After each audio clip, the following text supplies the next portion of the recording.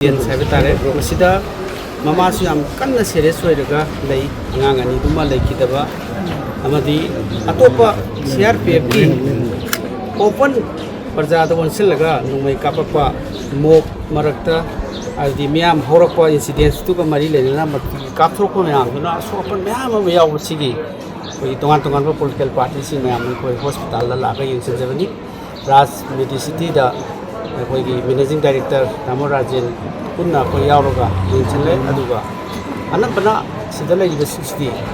angang ani lekhidaba then adagi dunatana te yawrok danger da leire masi hauji kina lamna nuai tribase kramaina bom mama kapsala ibno mirak sida masigi idang sigi masigi nuai taba phongdok sari puri amna nuai taba apana condemn tawjari loinana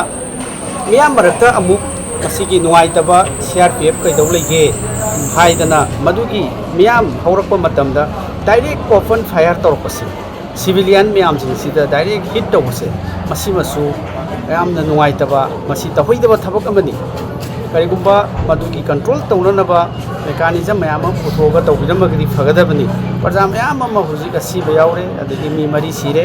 then asokapan mayam jingje Raj Medicity da Rims da Jenims da lei masigi damakta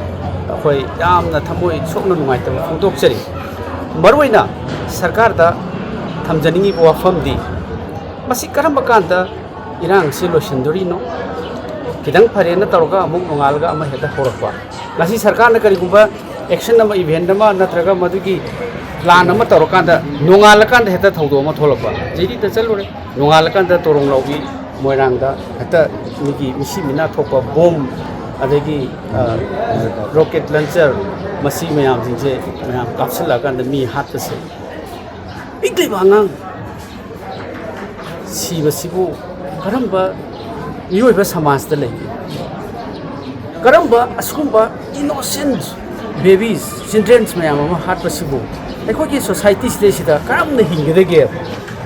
aikogi praja sing ki security se karai dami मियोई बगी life and property से कराई the सरकार अमल लेबगी अखोई कयाम कुइना आशा तौगदगे मसिगुंबा situation सिदा प्रजा civilian मियाम sixty करमाइना लेगदगे हाइबसी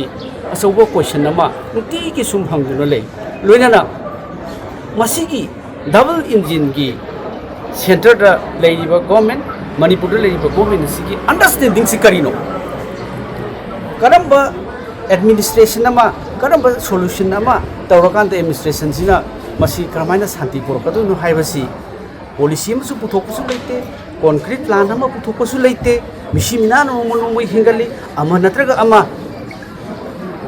maitei kuki naga kuki ama natraga ama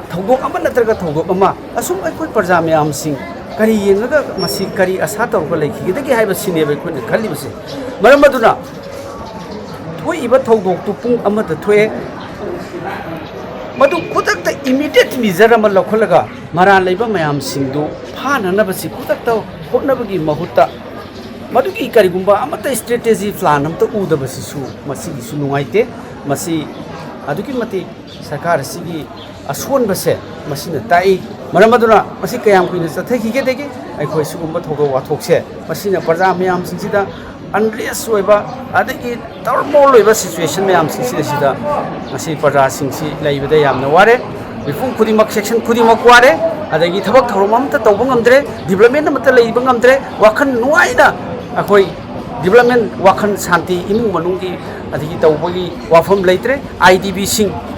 wafam adana thogok amadana suicide tawbagi thogok amadana rape tawga sibagi lainga kasida kari asa tawga hingkigedege haibasi ekoi khanbada ware lainga sina athuba matamda masigi solution ma poroknaba honaba haibase masi lainga kasigi responsibility ni masigi lainga kasina masi deliver tawdragadi parja miyam civil society organization na tawbo ngodaba natte maramaduna lainga kasina athuba matamda masigi solution poroknaba tawbi ana thamjari